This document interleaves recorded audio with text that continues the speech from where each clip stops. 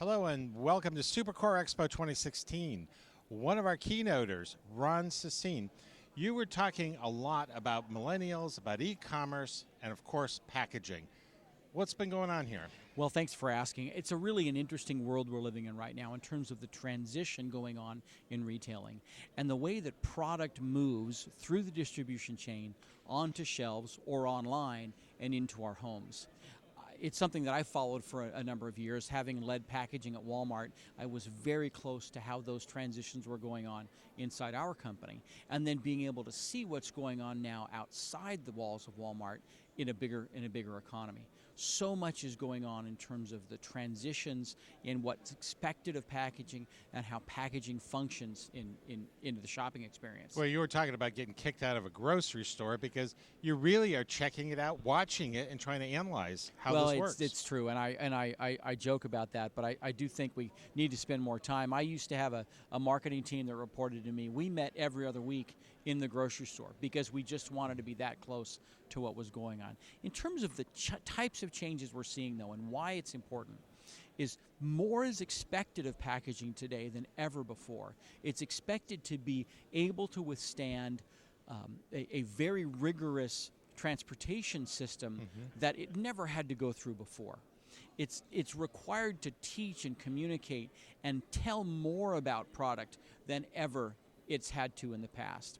And as a result, those two demands create a lot of need for brand owners to be innovative and to look for new solutions in the way they manage their packaging so that product gets to stores in a way that is best suited to the store's own operational needs and suited to the way consumers want to shop. And you clearly have been tracking things like glass is way down, metals are going down. Yeah, and you know, it's funny, you know, if you go to the different industry associations and ask them how they're doing, they'll tell you one set of numbers. But what I did is I chose to use numbers that are gathered by the US EPA. And so you look at the overall waste of material that's landing in landfills around the country, and you can really get a feel for what's going on with the use of different materials in packaging. And that became, for me, perhaps my best source. Now, we're here at a corrugated industry show. It's an important part of what you've been looking at here, the labor savings by having a tray, those kinds of things. That's right. I started my career in the corrugated industry, so this is very near and dear to my heart. The way that corrugated creates the functional transportation vehicle for so many things that we consume, it really is an important economic driver and economic indicator of the country. What I see going on today, though, is the growth of corrugated as a vehicle to operationalize and streamline in-store productivity.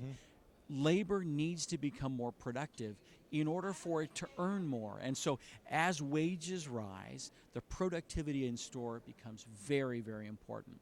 Rules like maintaining 2 cases of every product on shelf, or as they often refer to it, pack and a half, is very important. Making sure that product in a corrugated case is well identified, easy to find, and easy to move forward in the distribution process. All of those things are critical. Like I tell people, if the corrugated box doesn't know who it is and what's inside and where it's going, you've got a problem.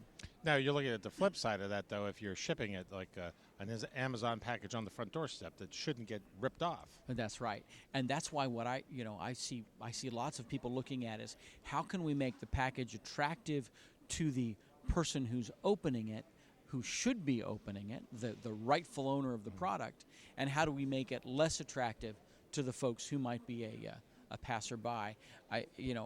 We all have the stories, but I've heard many anecdotes of folks who make a purchase and then need to stay home because they know if it arrives, They're going to be able to grab it. It's something they want to be able But to get their hands on. e-commerce is actually changing how we're looking at packaging these days. Of course, and will continue to change because as that becomes a more prominent and more significant means of distribution, it's going to have to adapt and change its packaging formats. Anything unique you saw here at Supercore Expo? Something that stands out? You know, I was really fascinated. I've been watching digital printing for many years, and I saw yesterday, my first digital press on uncoated corrugated boxes. And that for me was a breakthrough, that somebody is thinking that far ahead in terms of how they can merge a burgeoning technology in digital print with one of the most traditional formats in corrugated boxes. So that for me was a little bit of a discovery here.